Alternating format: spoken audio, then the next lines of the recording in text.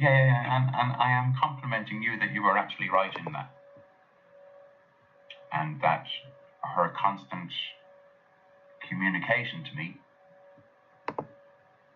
caused me to have to just write stuff back to her, which I was quite happy to do, because what it was doing was distilling everything I know anyway, and it gave some focus to answer some specific things with this overlay of the whole concept. She becomes the pupil.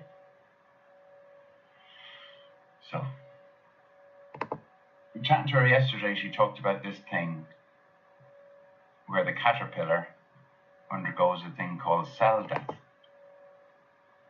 It's a thing that happens with caterpillars where all the cells commit suicide at the same moment. Lysis. You've heard of this thing? Yes, it's something that we do when we're fasting. If we fast every week. Yeah. It's really good for us. Yeah.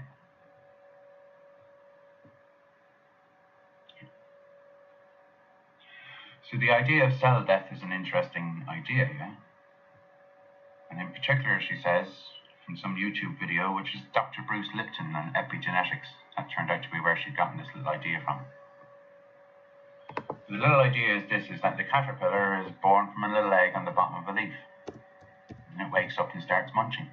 And it munches and munches and munches and moves on to the next leaf. And it munches and munches and munches and moves on to the next leaf. And it munches and munches and munches. And eventually its body gets really big like a fucking slug. And it's eaten so much, it's like, I've eaten enough. I'm going to make myself a sleeping bag and I'm going to go sleep. And it does that. And as it's going to sleep, it's like, man, I'm like a fucking slug. I don't really like being like a slug. I'm stuck crawling on the edge of this leaf, and then I eat the leaf, and then there's no leaf, and I have to go and do it to another one. I don't really like this way of life. And it goes to sleep. And in its dreams, in its psyche, it dreams of something. And it dreams of, what if I could fly? What if I could get off this leaf and just flutter around? Okay? And at some point in that transformative dream that it has in its psyche while it's a sleeping caterpillar, at some point it reaches the point where it's got to do what the moth does when it flies into the flame. Yeah. And it has something like a caterpillar dreaming that it's a moth that flies into a flame and all of its cells die.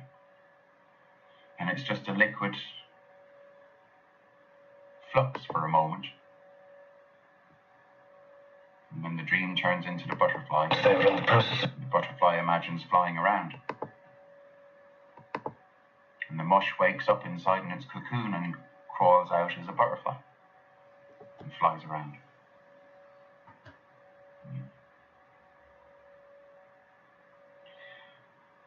So for me, that makes sense of the thing that I'm saying about the 2 strands and 12 strands. In the 2-stranded DNA of traumatized human, there's only an inner nightmare and a dream. Yeah, it's only hope and fear. It's only fight or flight. You can get good at it and you can live quite comfortably with it, and you can, do that ignoring all the things that might trigger you so that you're not triggered all the time, and you can become quite comfortable. Yeah. You become nicely middle class. You can even become a wise old spiritual crone. And yet still never have experienced what it's like to have all 12 of your chakras actually connected to soul and earth and cosmos. Yeah.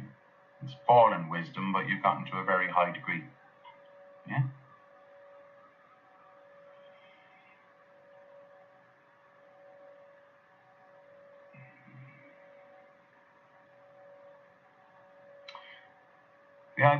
The idea of mentioning Bluebell there is because it would appear that she's in a consistent state of, she does know what it's like to feel 12-stranded joy, but it's been a fucking hell of a long time since she's been able to hold on to that joy for any length of time.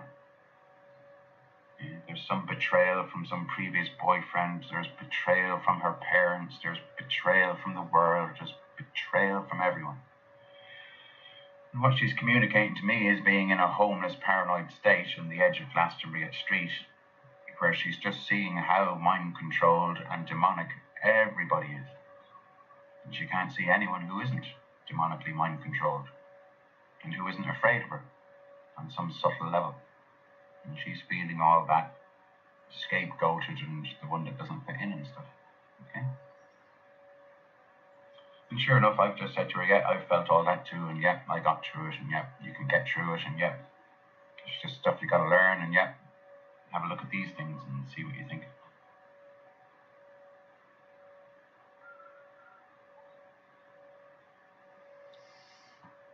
But the basic simple thing is, no matter how profound I might write a thing to her, a good decent paragraph that size or something on Facebook Messenger, like a good fucking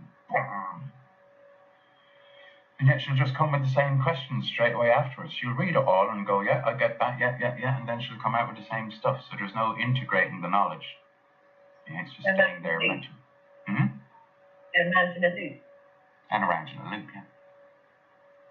And it's the exact description of the two-stranded mentality. Yeah, it's just mental. It hasn't got feelings. It can't handle feelings. It hasn't got heart. Yeah. There's no way to interpret heart. Yeah. Okay. So yesterday I just rang her up. And within a minute or two, she's not feeling that stuff. And she's having clarity. And she's feeling her heart. And she's got some concepts with which to understand how she's so suddenly actually just feeling her heart. And feeling okay. Not feeling paranoid. Not feeling on edge. And we chatted for a couple of hours. Oh, okay.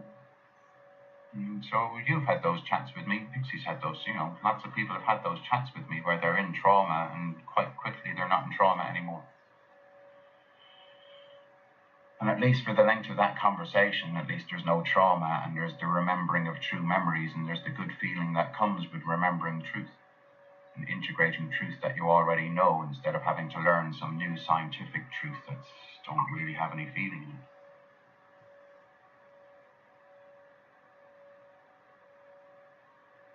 So out of that comes another story, brand new from yesterday, which is a story of a little bird who was born in a cage with some other birds in a house in a city.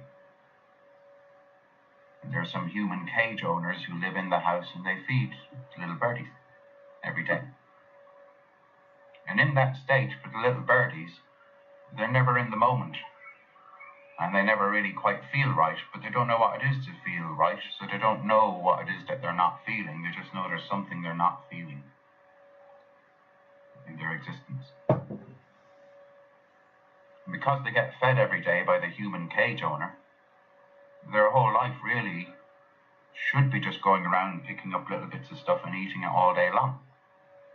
And because they live in a cage in a city, they just get fed once or twice a day. And they all have to rush in and get as much as they can while it's going. And then they've all got to wait around until the next time. And they've all got to rush in and get as much as they can get. So the psychology of those birds is that they are constantly living in the past and projecting onto the future, but never in the moment. Yeah, there was food, it comes when the human comes. That food is all gone. That's the past. The human will come and feed us again. That's the future. And in between meal times, there's really nothing going on. There's sort of stases of waiting for something to happen. And nothing really happens because everything's about food. And if it's not about food, then there's nothing happening. There's no intellectual chat going on amongst the birds, really. They're just like benchers. And there's this one little squirt birdie. He's a little squirt, yeah. He's smaller. He's not really getting much of the food when the food time comes. The others are bigger. And he's weak. And he's bullied. Yeah, there's arrogance among the top birds. And there's no heart. Yeah, they're not going, what a cute little bird. Maybe he needs extra attention and extra food. He's getting the opposite, heartlessness. So it turns out that little bird is small enough to be able to go out through the bars of the cage and step onto the windowsill. And he kind of enjoys doing it because the others are just so not nice all the time, and at least he gets a little bit of a space to kind of look around and try and feel what it is he's not feeling. Because he's feeling like his muscles are all atrophied before their time, that even though he's really young, he feels kind of old. Yeah? And he feels there's something he should be doing that he's just not doing, and he has no idea what it is, and none of the other birds have said a word of something that we don't do that we could be doing. He just does not know what this thing is. There's something don't feel right.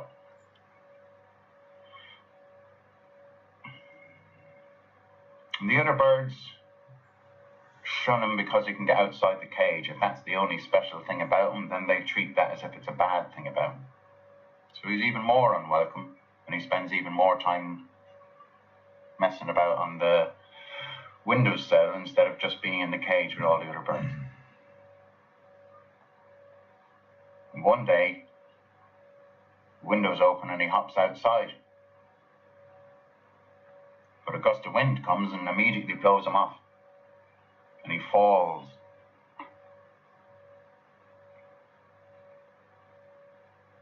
His wings kind of come out a little bit like that in a way they've never done before.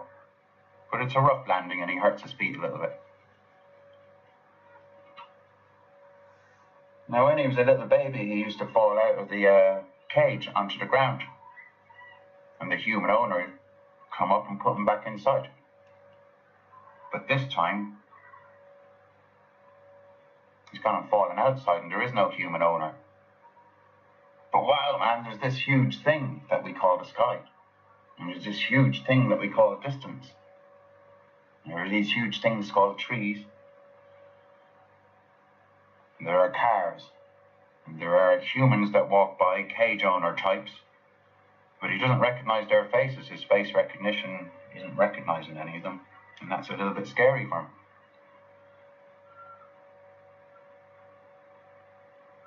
And he tries to think it through and he tries to work it out. And he doesn't really know what to do because he can't get back up to the safety of his cage.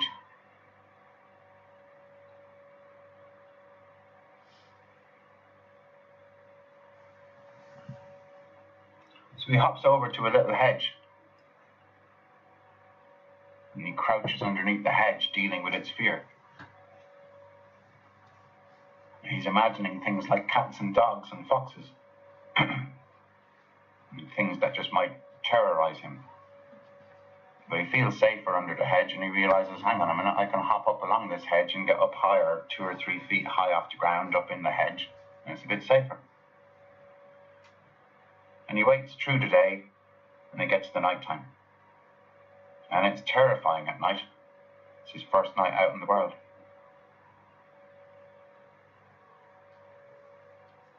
And eventually he falls asleep and he dreams. And he dreams of something that he can't understand. He's seeing something in his dreams that there's no reference for whatsoever in the life that he's lived or anything he's ever heard of. And he wakes up in the morning. And he's survived the night. The sun is up again. And it's morning time. And he's had a kind of a revelation in his dream because he's figured out that the inside of the house is related to the outside of the house. And that the window he fell out of has got a relationship to the thing called door that the cage owner goes out every morning. He realizes maybe when the cage owner goes out the door, it leads to this same place where the window leads. So he traces around the outside of the building and comes to the front door, hoppity hop, hoppity hop. And he waits outside the front door, hoping that the cage owner is going to come out. Because it does every morning, it goes out. And sure enough, the door opens and the cage owner sees the little bird out on a step and it brings it back in and it puts it in the cage. And it goes off to work.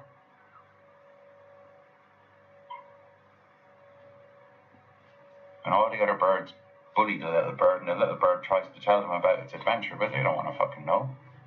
You're the puny guy that nobody wants to be associated with, so we're not going to listen to you. And they push him out of the cage again, and he has to start living now most of his days just being on the ledge.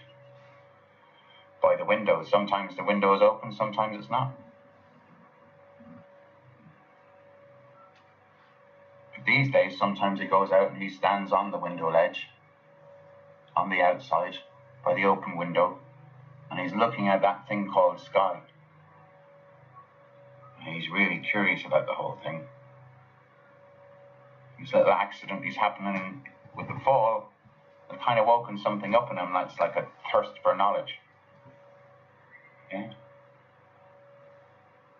But the beatings that he's getting in the evenings when the cage owner comes home from work and he has to go back into the cage, and all the others, they don't actually hack him to death. But it's getting nastier for him when he's in the cage. And he has to be in the cage when the homeowner's around.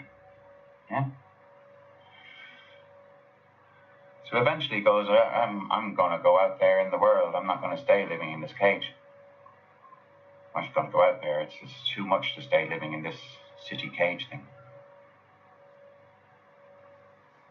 He goes out on the windowsill and he chooses to jump instead of fall. And sure enough, that thing with the wings happens again. These wing things come out while he's falling, and it makes a kind of a glide instead of a plummet. And he lands good on its feet. And he looks around and he goes, I'm going into that hedge.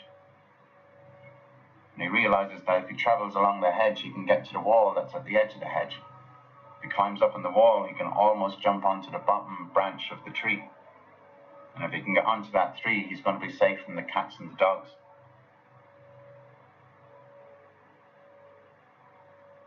And he tries jumping. But the tree's a little bit higher than the wall. And he don't know how to jump up. His legs aren't that strong. And he's got to hop all the way around to the end of the hedge and then climb up through the hedge and get back on the wall and try again. And again and again and again. Till eventually he gets something right with how he jumps. Something about how he's jumping is actually doing this with his shoulders. And he manages to get just enough uplift to actually land on the tree. And he can climb along the tree and jump, jump, jump, get higher. So he lives like this for a few days, to a few weeks. And he finds from jumping off higher branches of the tree, he's got more time to learn to do this gliding thing, to start flapping. And eventually it learns rudimentary flying. But the city's a dangerous place. Yeah, the smell from the cars, the amount of cats and dogs and foxes, nasty kids, stone throwing, whatever that is, that hurts. He realizes he's got to go away from this really busy place and he's got to accept that he's a loner. So he flies out of the city and he finds a mountain, and on that mountain he finds an ivory tower that he makes for himself with his nest. And he lives in an ivory tower high up above everything else. And he grows to maturity. And he gets very strong. And he can fly for long distances. But he always comes back to his ivory tower. So he can think and imagine. Now that those muscles that he never knew what they were for, now that they work, he feels so much stronger in his mind. Now when he thinks about something, he can push himself through what he doesn't know just by flapping. And yeah, bird yoga is invented.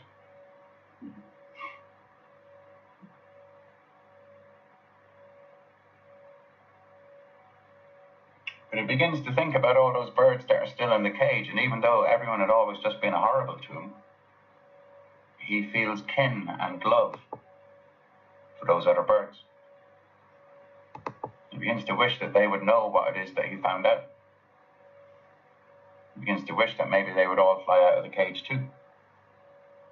He could teach them how to jump off the windowsill and how to hop around and how to fall with grace and then glide and then fly. And he's like, they're never going to believe me though, type of thing. But then he's like, well, hang on. When I fly down and land on the windowsill, how can they not believe that? So he does it.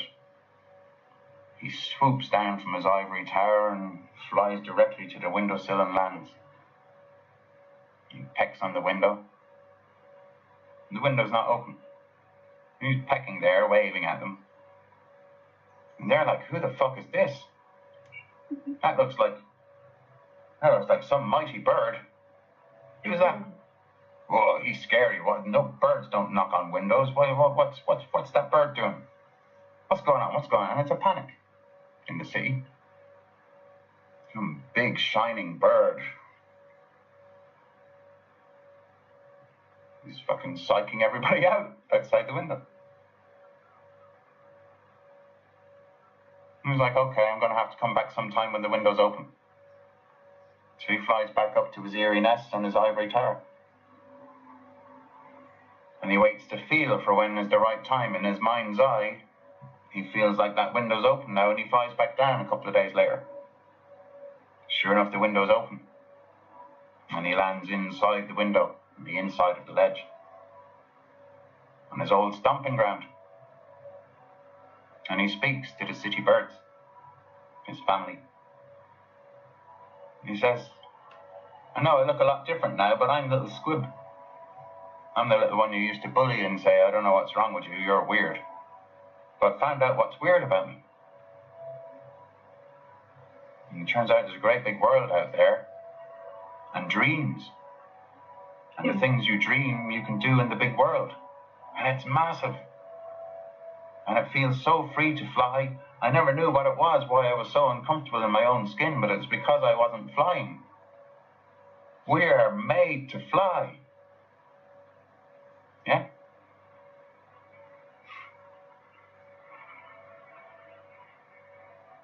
And they're all like, no, we don't know you. We don't know who you are.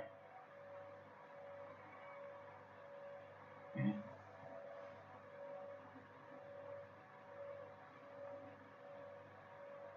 And he goes, that's my mom, that's my dad.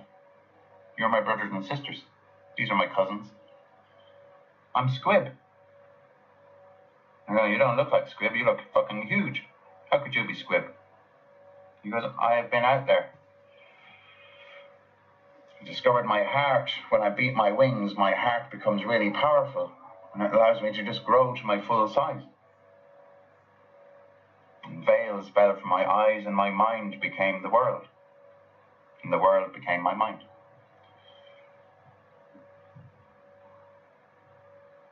And they all just got really agitated at him, wanting to attack him, but they're all inside in a cage, and they're all too big to get through the fucking bars, so they can't attack him, but they're bloodying themselves off the inside of the cage in fury. And so our poor little Christ bird has no option but to fly away from the cage yet again, just to save them from themselves. And go back up to his lonely eyrie in his ivory tower and contemplate and dream again. And one thing he noticed is that while he was chatting to them and they wouldn't receive any information or any love from him, but turn that love back with bad energy, it had an effect of depleting his energy while he was talking to them. So he was half drained by the time he realized he had to fly away. So he's realized, okay, talking to the others drains me somewhat, because I'm giving them my energy, but they're giving nothing back but hatred.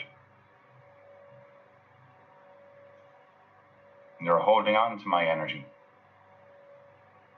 rather than giving it back. So that's my energy that's not in me anymore, it's outside of me, and this is a new weird thing that hasn't happened before.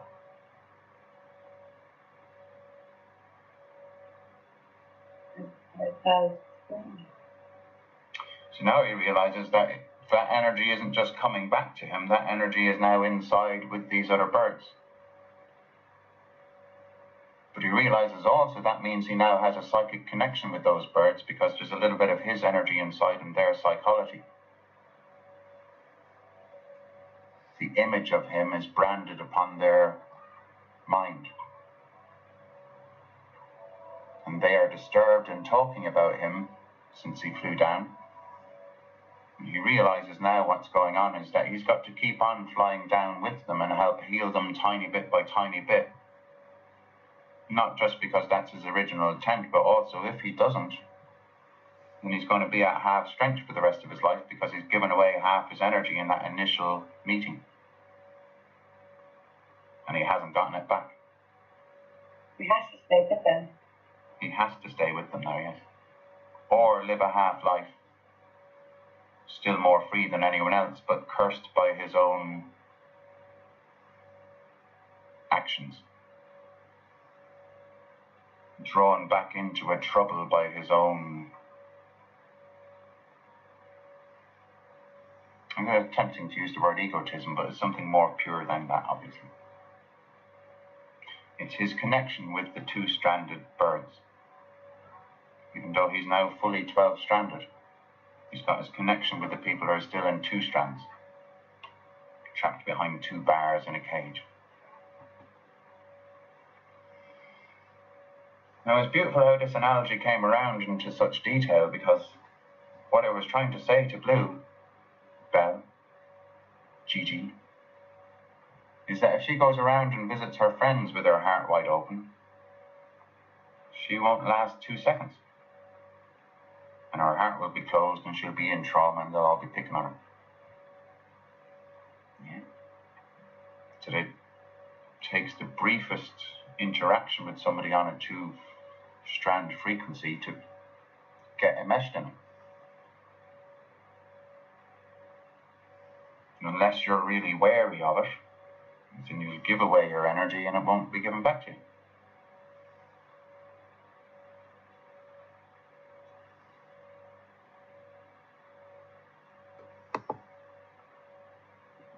And I'm saying to her that this 12-stranded state of mind is not something that you've never felt. Yeah, we all feel this 12-strandedness, at least us of the tribal remembering people, we feel it quite often.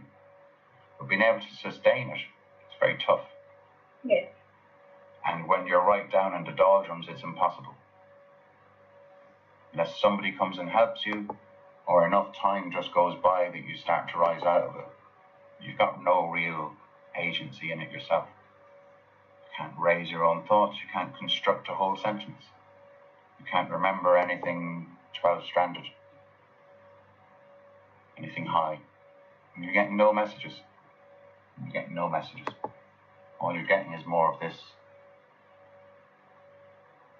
horizontal vampire stuff and psychological shadows.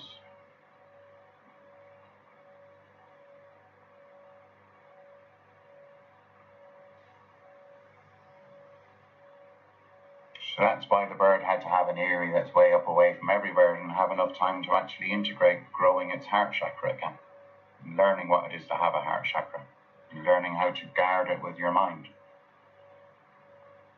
learning how to balance your Adam and Eve inside of you with your feelings and mentality, how to see your body as a baby instead of as a vehicle, how to stop your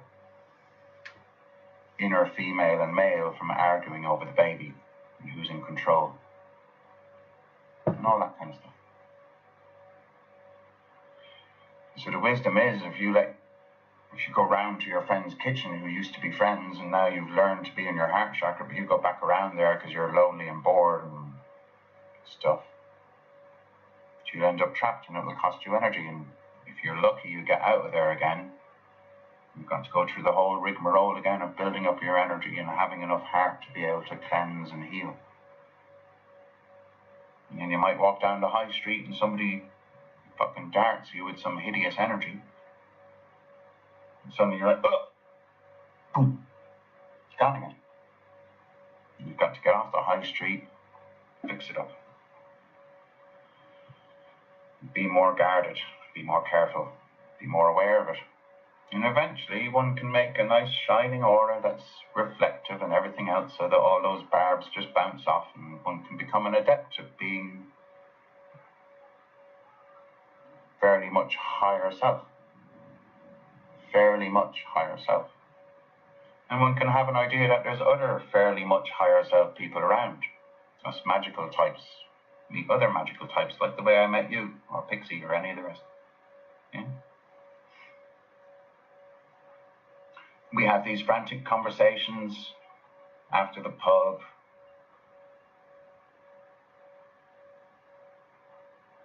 Nod and a wink on the high street. Nice to see you at parties. We even find each other out sometimes and go, something that's affecting me is actually affecting you guys too, and I don't know if you're too aware of it, but I'll try and let you know about there's this particular thing going on. I don't know if you guys know about it. And stuff. We make friendships which don't last the fullness of time. And we end up with enemies in magical warfare stuff. And people turning up in your dreams doing nasty stuff, who are friends of yours in the daytime world. People you trust closely are not doing the same thing in the dream world as what they're doing in the so-called nice, civilized, we're all good hippies together world.